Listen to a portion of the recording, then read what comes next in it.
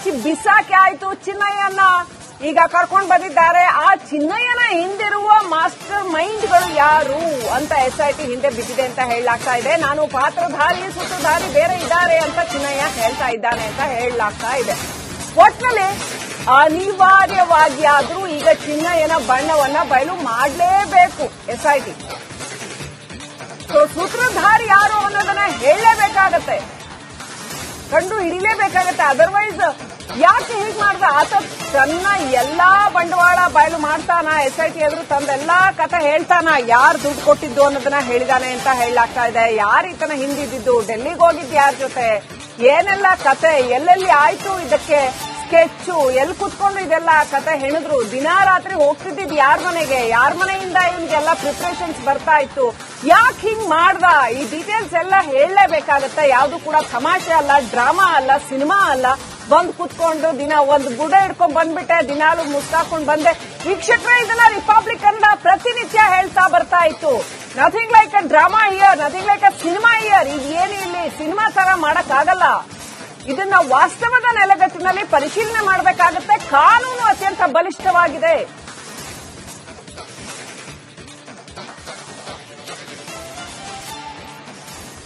All right, ನನ್ನ ಜೊತೆ ಇವತ್ತು ಇಬ್ಬರು ಬಹು ವಿಶೇಷ ಪತ್ರಕರ್ತರು ಇದ್ದಾರೆ. ಅವ್ರಿಗೆ ಒಂದೊಂದು ಫೈನಲ್ ಕ್ವೆಶ್ಚನ್ ತಗೊಂಡು ಅವ್ರಿಗೆ ಥ್ಯಾಂಕ್ ಯು ಹೇಳೋ ಅಂತ ಸಮಯ.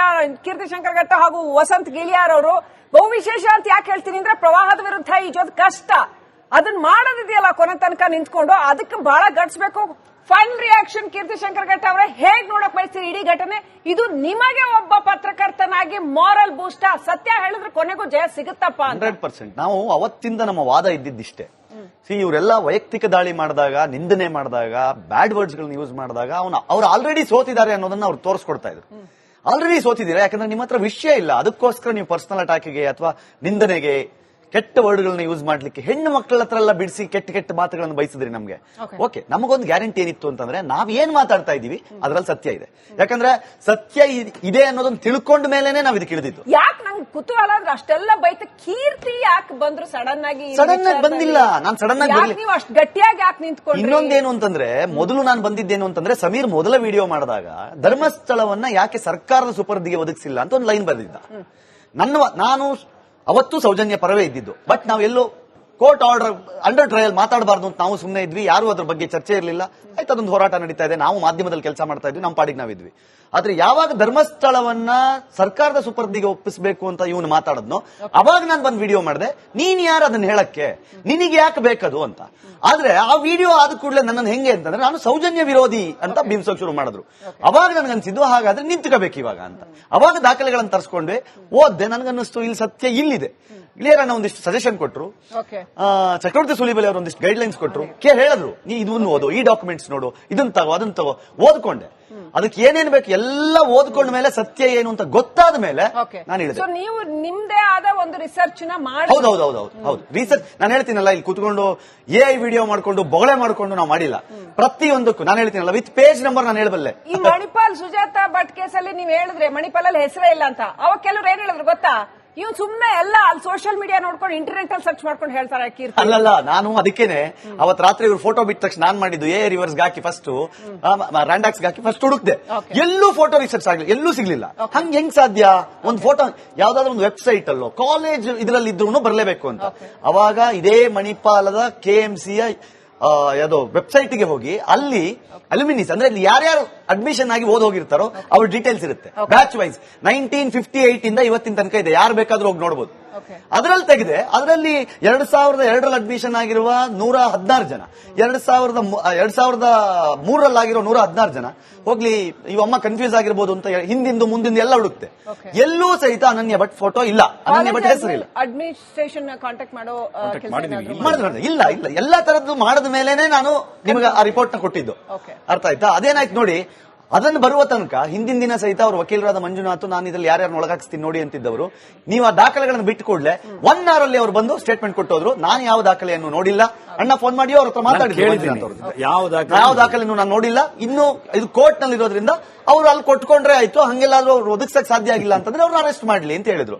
Okay, before going to Vasanth Giliyar, Keerthi, ಎಲ್ರು ಹಿಂದೂಗಳು ಇವತ್ತು ಬಾಯ್ ಬಡ್ಕೊಂತ ಇದಾರೆ ಏನು ಅಂತ ನಾನ್ ಜಸ್ಟ್ ಹಿಂದೂಗಳು ಅಂತ ಹೇಳಲ್ಲ, ಕನ್ನಡಿಗರು ರೀ. ಧರ್ಮಸ್ಥಳ ಕನ್ನಡಿಗರದ್ದು. ಕನ್ನಡಿಗರಿಗೆ ಇಷ್ಟು ಮಿನಿಮಮ್ ಬುದ್ಧಿ ಯಾಕೆ ಬರಲ್ಲ? ಯಾರೋ ಒಬ್ರು ಬಂದ್ಬಿಟ್ಟು ಬಾಯ್ ಬಂದ ತಿಂಗಳಗಟ್ಲೆ ಹೇಳಿದ್ರೆ ಹೋಗಿ ಒಂಚೂರು ಚೆಕ್ ಮಾಡಿ ಹೌದಾ ಅಲ್ವೋ ನೋಡೋ ಕನಿಷ್ಠ ಬುದ್ಧಿ ನಮ್ಗೆ ಇಲ್ವಲ್ಲ. ಯಾಕೆ ಹಿಂಗೆ ನಾವು ಪ್ರಜ್ಞೆಯ ವಿಚಾರದಲ್ಲಿ ಇಷ್ಟು ಪ್ರಜ್ಞೆ ತಪ್ತಾ ಇದೀವಿ ಅಂತ ಅನ್ಸುತ್ತೆ. ಇಲ್ಲ, ಇಲ್ಲಿ ಪಾಪ ಜನಗಳು ನಾನು ಅದೇ ಹೇಳ್ತೀನಿ, ಸಮೂಹ ಸನ್ನಿಗೆ ಒಳಗಾಗಿ ಮಬ್ಬುಗೊಳಗಾಗ್ಬಿಟ್ಟಿದ್ರು ಅವರು. ನಾನು ಯಾವಾಗ ಹೇಳ್ತೀನಿ, ಆ ವಿಡಿಯೋ ಯಾರೇ ನೋಡಿದ್ರು ಸಹಿತ ಅವ್ರಿಗೆ ಮನಸ್ಸು ಕರಗ್ಬಿಡುತ್ತೆ. ಅಯ್ಯೋ ದೇವ್ರಿಗೆ ಎಂತ ಮಾರೆ ಹಿಂಗೆಲ್ಲ ಆಗಿದೆಯಾ ಅಂತ. ಅಂದ್ರೆ ಅದನ್ನ ಹೇಳುವ ರೀತಿ ಮತ್ತು ಆ ಟೈಮ್ ಲೈನ್ ಕೊಡೋದು, ಇಲ್ಲಿ ಹಿಂಗಾಯ್ತು, ಈ ಕಾರ್ ಬಂತು, ಇಷ್ಟೊತ್ತಿಗೆ ಬಂತು, ಹಿಂಗೆ ಆಯ್ತು, ಅಲ್ಲಿ ನೋಡಿದ್ರು ಆ ಬಾಡಿ ಇಲ್ಲಿ ಸಿಕ್ತು, ಹಸಿರು ಕಲರ್ ಸೀರೆ ಒಳ ಉಡುಪಿರ್ಲಿಲ್ಲ ಅಂದಾಗ ಯಾರಿಗಾದ್ರೂ ಹೊಟ್ಟೆ ಉರಿಯುತ್ತೆ. ಹಂಗೆ ಜನರನ್ನ ಮಬ್ ಮಾಡಿದ್ರು. ಅದರ ಬದಲು ಬರೀ ಡಾಕ್ಯುಮೆಂಟ್ಸ್, ಅವನ ಹತ್ರ ಇರುವ ಸಾಕ್ಷಿಗಳ ಡಾಕ್ಯುಮೆಂಟ್ಸ್ ತೋರಿಸ್ಬಿಟ್ಟಿದ್ರೆ ಮಾಡಬಹುದು. ವಸಂತ್ ಗಿಳಿಯಾರ್ ಅವರೇ, ಇದೇ ಪ್ರಶ್ನೆ ನಾನು ನಿಮ್ಗೂ ಕೇಳಕ್ ಇಷ್ಟಪಡ್ತೀನಿ. ಒಬ್ಬ ಪತ್ರಕರ್ತನಾಗಿ you entered into it ಅಲ್ವಾ? ಬೇರೆ ಏನು ನಿಮ್ಮೇಲೂ ಆರೋಪ ಸಿಕ್ಕಾಪಟ್ಟೆ ಬಂತು. ವಸಂತ್ ಏನು ಹುಡುಕಿದ್ರು ಪಾಪ ವಸಂತ್ ಗಿಳಿಯಾರ್ ವಿರುದ್ಧ ಏನ್ ಹೇಳ್ಬೋದು ಅಂತ. ಮೇಡಮ್, ಈಗ ಈ ಪ್ರಕರಣದಲ್ಲಿ ನಾನು ಎಲ್ಲಿದ್ದೀನಿ, ಕಳಿಸಿ ಬಿಸಾಕಿ ಆಯ್ತು ಚಿನ್ನಯ್ಯನ, ಈಗ ಕರ್ಕೊಂಡು ಬಂದಿದ್ದಾರೆ. ಆ ಚಿನ್ನಯ್ಯನ ಹಿಂದಿರುವ ಮಾಸ್ಟರ್ ಮೈಂಡ್ಗಳು ಯಾರು ಅಂತ SIT ಹಿಂದೆ ಬಿದ್ದಿದೆ ಅಂತ ಹೇಳಲಾಗ್ತಾ ಇದೆ. ನಾನು ಪಾತ್ರಧಾರಿ ಸೂತ್ರಧಾರಿ ಬೇರೆ ಇದ್ದಾರೆ ಅಂತ ಚಿನ್ನಯ್ಯ ಹೇಳ್ತಾ ಇದ್ದಾನೆ ಅಂತ ಹೇಳಲಾಗ್ತಾ ಇದೆ. ಒಟ್ಟಿನಲ್ಲಿ ಅನಿವಾರ್ಯವಾಗಿ ಆದ್ರೂ ಈಗ ಚಿನ್ನಯ್ಯನ ಬಣ್ಣವನ್ನ ಬಯಲು ಮಾಡಲೇಬೇಕು SIT. ಸೂತ್ರಧಾರಿ ಯಾರು ಅನ್ನೋದನ್ನ ಹೇಳಲೇಬೇಕಾಗತ್ತೆ, ಕಂಡು ಹಿಡಿಲೇಬೇಕಾಗತ್ತೆ. ಅದರ್ವೈಸ್ ಯಾಕೆ ಹೀಗೆ ಮಾಡ್ದ? ಆತ ತನ್ನ ಎಲ್ಲಾ ಬಂಡವಾಳ ಬಯಲು ಮಾಡ್ತಾನ, SIT ಎದುರು ತಂದೆಲ್ಲಾ ಕಥೆ ಹೇಳ್ತಾನ, ಯಾರು ದುಡ್ಡು ಕೊಟ್ಟಿದ್ದು ಅನ್ನೋದನ್ನ ಹೇಳಿದಾನೆ ಅಂತ ಹೇಳಲಾಗ್ತಾ ಇದೆ. ಯಾರು ಈತನ ಹಿಂದಿದ್ದು, ಡೆಲ್ಲಿಗೆ ಹೋಗಿದ್ದು ಯಾರ ಜೊತೆ, ಏನೆಲ್ಲ ಕತೆ, ಎಲ್ಲೆಲ್ಲಿ ಆಯ್ತು ಇದಕ್ಕೆ ಸ್ಕೆಚ್ಚು, ಎಲ್ಲಿ ಕುತ್ಕೊಂಡು ಇದೆಲ್ಲ ಕತೆ ಹೆಣಿದ್ರು. ದಿನಾ ರಾತ್ರಿ ಹೋಗ್ತಿದ್ದಿದ್ ಯಾರ ಮನೆಗೆ, ಯಾರ ಮನೆಯಿಂದ ಇವನ್ಗೆಲ್ಲ ಪ್ರಿಪರೇಷನ್ಸ್ ಬರ್ತಾ ಇತ್ತು, ಯಾಕೆ ಹಿಂಗ್ ಮಾಡ್ದ, ಈ ಡೀಟೇಲ್ಸ್ ಎಲ್ಲ ಹೇಳಲೇಬೇಕಾಗತ್ತೆ. ಯಾವ್ದು ಕೂಡ ತಮಾಷೆ ಅಲ್ಲ, ಡ್ರಾಮಾ ಅಲ್ಲ, ಸಿನಿಮಾ ಅಲ್ಲ. ಬಂದ್ ಕುತ್ಕೊಂಡು ದಿನ ಒಂದು ಗುಡ ಹಿಡ್ಕೊಂಡ್ ಬಂದ್ಬಿಟ್ಟೆ, ದಿನಾಲು ಮುಸ್ತಾಕೊಂಡ್ ಬಂದೆ. ವೀಕ್ಷಕರೇ, ಇದನ್ನ ರಿಪಬ್ಲಿಕ್ ಕನ್ನಡ ಪ್ರತಿನಿತ್ಯ ಹೇಳ್ತಾ ಬರ್ತಾ ಇತ್ತು. Nothing like a drama here, nothing like a cinema here. ಇದೇನು ಇಲ್ಲಿ ಸಿನಿಮಾ ತರ ಮಾಡಕ್ ಆಗಲ್ಲ. ಇದನ್ನ ವಾಸ್ತವದ ನೆಲೆಗಟ್ಟಿನಲ್ಲಿ ಪರಿಶೀಲನೆ ಮಾಡಬೇಕಾಗುತ್ತೆ. ಕಾನೂನು ಅತ್ಯಂತ ಬಲಿಷ್ಠವಾಗಿದೆ.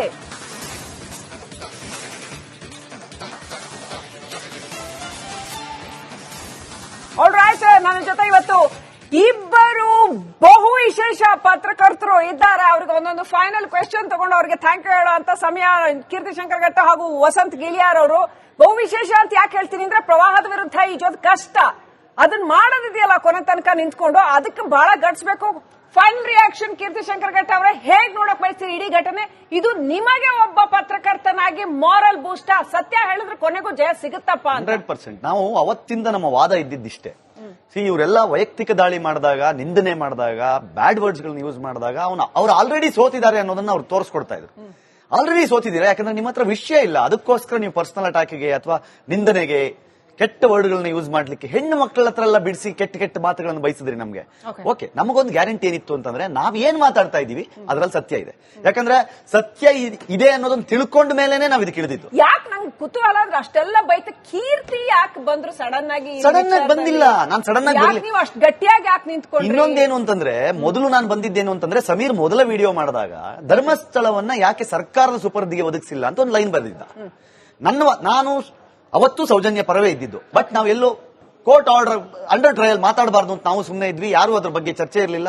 ಆಯ್ತು, ಅದೊಂದು ಹೋರಾಟ ನಡೀತಾ ಇದೆ, ನಾವು ಮಾಧ್ಯಮದಲ್ಲಿ ಕೆಲಸ ಮಾಡ್ತಾ ಇದ್ವಿ, ನಮ್ಮ ಪಾಡಿಗೆ ನಾವಿದ್ವಿ.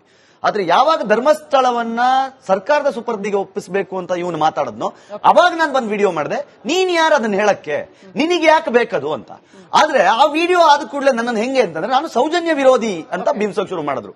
ಅವಾಗ ನನ್ಗನ್ಸಿದ್ದು, ಹಾಗಾದ್ರೆ ನಿಂತ್ಕೋಬೇಕು ಇವಾಗ ಅಂತ. ಅವಾಗ ದಾಖಲೆಗಳನ್ನು ತರಿಸ್ಕೊಂಡ್ವಿ, ಓದ್ದೆ, ನನ್ಗನ್ನಿಸ್ತು ಇಲ್ಲಿ ಸತ್ಯ ಇಲ್ಲಿದೆ. ಕ್ಲಿಯರ್ ಅನ್ನ ಒಂದಿಷ್ಟು ಸಜೆಷನ್ ಕೊಟ್ರು, ಚಕ್ರವರ್ತಿ ಸೂಲಿಬೆಲೆ ಅವರು ಒಂದಿಷ್ಟು ಗೈಡ್ ಲೈನ್ಸ್ ಕೊಟ್ರು. ಹೇಳಿದ್ರು, ನೀ ಇದನ್ನು ಓದು, ಈ ಡಾಕ್ಯುಮೆಂಟ್ಸ್ ನೋಡು, ಇದನ್ನ ತಗೋ, ಅದನ್ನ ತಗೋ. ಓದ್ಕೊಂಡೆ.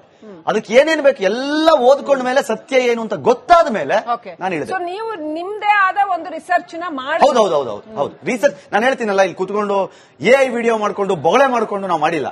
ಪ್ರತಿಯೊಂದಕ್ಕೂ ನಾನು ಹೇಳ್ತೀನಲ್ಲ, ವಿತ್ ಪೇಜ್ ನಂಬರ್ ನಾನು ಹೇಳಬಲ್ಲೆ. ಈ ಮಣಿಪಾಲ್ ಸುಜಾತಾ ಭಟ್ ಕೇಸಲ್ಲಿ ನೀವು ಹೇಳಿದ್ರೆ ಮಣಿಪಾಲ್ ಅಲ್ಲಿ ಹೆಸರೇ ಇಲ್ಲ ಅಂತ, ಅವಾಗ ಕೆಲವ್ರು ಏನ್ ಹೇಳಿದ್ರು ಗೊತ್ತಾ? ಇವ್ ಸುಮ್ನೆ ಎಲ್ಲ ಅಲ್ಲಿ ಸೋಷಿಯಲ್ ಮೀಡಿಯಾ ನೋಡ್ಕೊಂಡು ಇಂಟರ್ನೆಟ್ ಅಲ್ಲಿ ಸರ್ಚ್ ಮಾಡ್ಕೊಂಡು ಹೇಳ್ತಾರೆ ಕೀರ್ತಿ. ಅಲ್ಲಲ್ಲ, ನಾನು ಅದಕ್ಕೇನೆ ಅವತ್ ರಾತ್ರಿ ಇವ್ರು ಫೋಟೋ ಬಿಟ್ಟ ತಕ್ಷಣ